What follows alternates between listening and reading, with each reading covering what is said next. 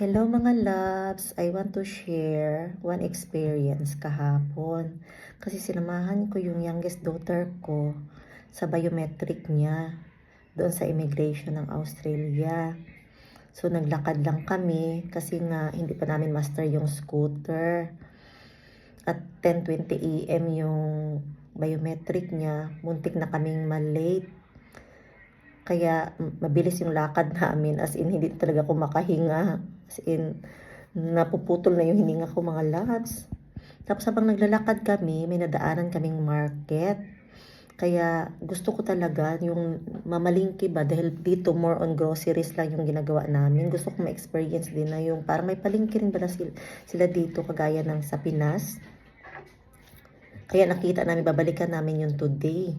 At isa pang advice na gusto kong ipalan sa inyo, na pagpupunta pala kayo ng immigration, ay hindi pala pwede ang cash. Kasi nga, hindi nadala ng anak ko yung credit card niya at hindi rin namin na-refill yung ATM niya. Kaya mabuti na lang sinamahan ko at hindi naman sila mahigpit, pinapasok ako sa loob. Kaya big chance na pumasok nakasama ako sa kanya, dahil kung hindi at hindi niya magamit yung cash, eh ano kaya mabuti na lang doon ako para magamitan ng credit card.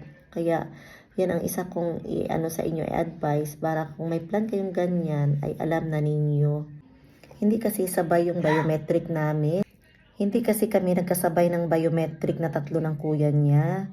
Nauna siya kasi wala nang available sa slot ng Friday. So sa Monday kami dalawa ng kuya niya. So gigising talaga ako ng maaga nito sa Friday kasi baka malate na naman kami.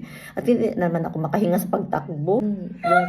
Narinig niyo mga loves, sobrang excited niya kasi approve na siya kaagad. Ang bilis pala na approve. Kahapon lang siya nag-biometric.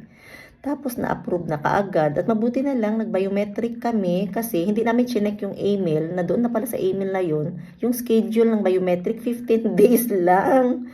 Kaya be strict talaga mga labs na pag nag-apply kayo ng visa ng Australia at during online yung in-apply, i-check nyo yung email kasi hindi kami nag-check. Yun pala biometric na kaagad. Tapos nag-biometric siya, approve na kaagad. May visa na siya ngayon. Kami sa Monday. So sana approve din kami dalawa ng kuya niya kasi siya approve na eh.